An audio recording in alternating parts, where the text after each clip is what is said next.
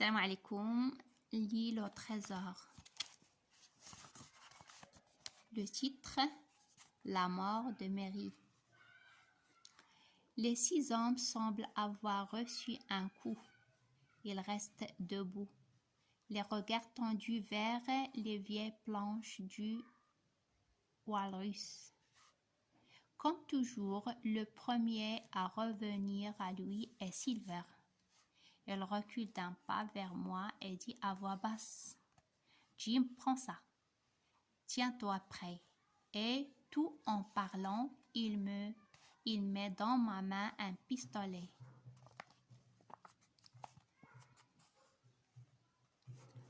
À 2 coups, en même temps, il commence à s'éloigner et bientôt le trou est entre nous deux et les 5 autres.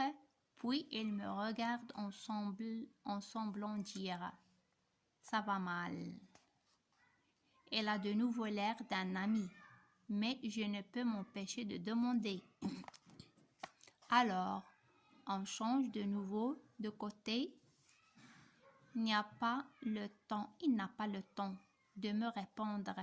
Les pirates, en poussant des cris, sautent dans le trou et déchirent le sol avec leurs doigts. Ils arrachent les planches. Morgan trouve une pièce d'or. Elle passe de main en main. Elle attend à Silver en criant: « Une seule pièce. Les voilà, tes 100 millions. » Imbécile, tu diras encore que tu ne t'es jamais trompé. Cette fois, ils sont tout pour Mary. Ils sortent, heureusement, à l'autre côté du trou, mais aucun n'ose attaquer Silver, lui, très droit sur son bâton. Les regarde, c'est vraiment un homme courageux. Enfin, Mary crie: « Camarades, ils ne sont que 2 en face de nous. Le vieil imbécile qui a fait notre malheur et le garçon. À celui-là, j'arracherai le cœur. Allons. » Il lève le bras et se prépare à nous attaquer. Quand 3 coups de fusil partent d'un buisson derrière nous, Mary tombe, la tête la première dans le trou. L'homme au pansement tombe sur le côté. Les 3 autres tournent le dos et partent en courant. Mary n'est pas mort. Il se relève. Et avant que j'aie pu faire un mouvement, John Silver tire sur lui 2 coups de pistolet. L'homme retombe et comme il lève une dernière fois les yeux, Silver lui dit tranquillement: « Toi, George, tu ne me feras plus de mal. » Au même instant, le docteur Cray et Bengume sortent du bois, leurs fusils entrefumant à la main. «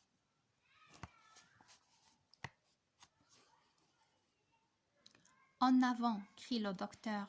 « Il faut arriver avant eux aux chaloupes. » Nous courons. Silver tient à rester avec nous. Il avance par grands sauts.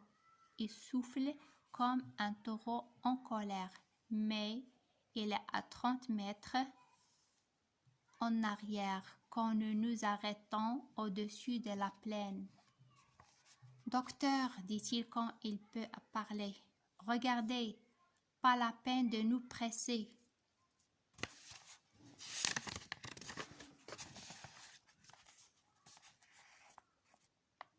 Il a besoin. Il a raison. Les 3 derniers pirates courent au loin vers le fortin.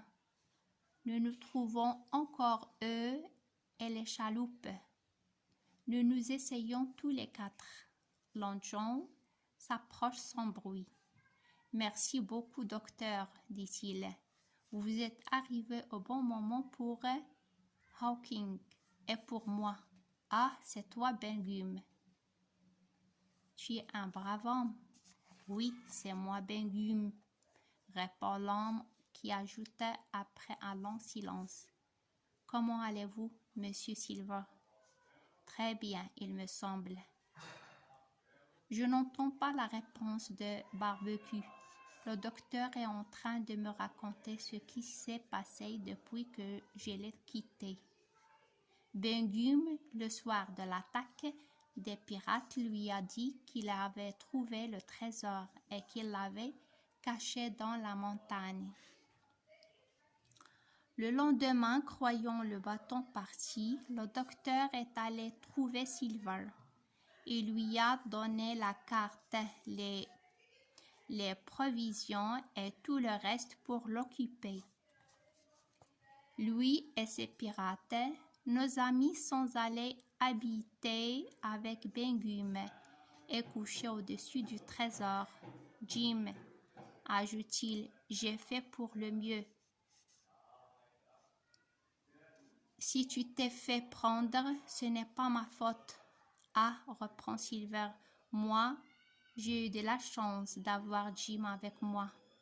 Sans lui, vous aurez laissé couper en morceaux le pauvre vieux John. Vous n'auriez même pas eu une pensée pour lui.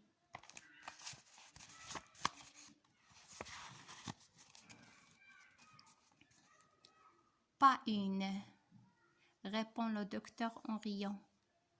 Nous arrivons aux chaloupes. Le docteur démolit et coule l'une d'elles.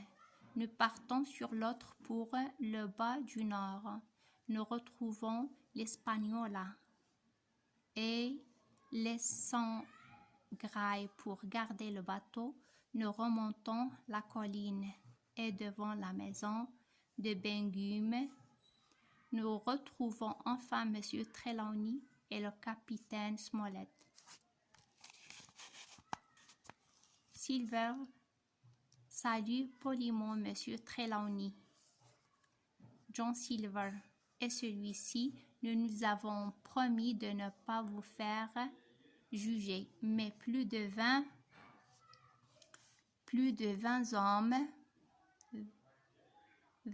hommes sont morts par votre faute.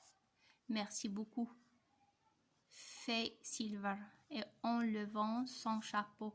Je vous suis très reconnaissant. Je vous défends de l'être, répond M. Trelawney. Je manque à mon devoir. Allez plus loin. Je ne veux plus vous voir. La maison de Bengume est creusée dans la rocher. Le sol est couvert de sable. Un grand tas d'or brille dans le fond. C'est le trésor de Flin. Combien de braves gens sont morts pour que tant de pièces soient arrivées là. Smollett, qui est couché dans un coin, me dit « Jim, tu es un bon garçon, mais je ne pense pas que toi et moi nous repartions ensemble. Tu ne fais ce que tu as envie de faire. Ah, c'est vous, John Silver. Qu'est-ce qui vous amène ici? » Je viens reprendre mon poste, monsieur, répond le cuisinier.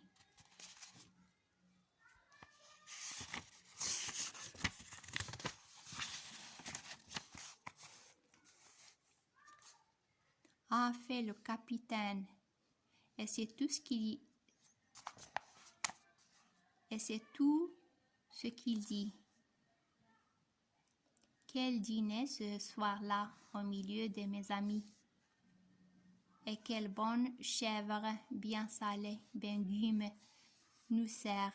Il y a aussi une bouteille de vieux vin de l'Espagnola. Nous sommes tout heureux. Silver mange dans un coin, mais il se lève 20 fois pour nous servir.